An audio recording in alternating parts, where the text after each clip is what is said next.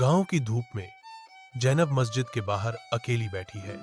उसकी छोटी उंगलियां धूल में उर्दू अक्षर उकेर रही हैं। हालांकि उदासी से घिरा हुआ है। उसके आंखों में सपनों की एक चिंगारी नाचती है। शबनम मैडम आती हैं। उनके कदम रुक जाते हैं क्योंकि वह जैनब की अकेलेपन को नोटिस करती है। बेटी, तुम स्कूल क्यों नहीं जाती? जैनब ऊपर देखती है। उसकी आवाज निराशा से भरी हुई है।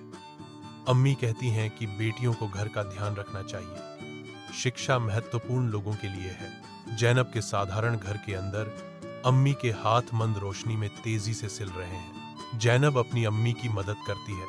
भोजन की कमी उनके छोटे से घर में एक स्पष्ट वास्तविकता है। अपनी गरीबी के बावजूद जैनब के विचार अपनी पढ़ाई की ओर जाते हैं, जो उसकी आंखों में आशा की किरण है। वह अपनी किताब खोलती है।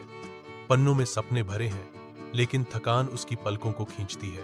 जैनब शब्दों पर ध्यान केंद्रित करने की कोशिश करती है, लेकिन नींद उसे हावी कर लेती है, जिससे पाठ की रेखाएं धुंधली हो जाती हैं। उसकी आंखें बंद हो जाती हैं। थकान का भार उसे नींद में खींच लेता है। किताब उसके हाथ से फिसल जाती है। धूप की गर्मी में नहाया हुआ जैनब सरकारी स्कूल में गर्व से खड़ी है, जो आशा और ज्ञान की किरण है। एक अनुभवी शिक्षक की कृपा से वह अपने उत्सुक छात्रों को ज्ञान प्रदान करती है।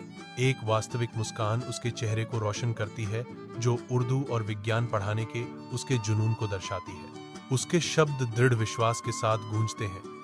मैंने हिजाब पहना था, लेकिन मैंने कभी अपने सपनों को नहीं छिपाया।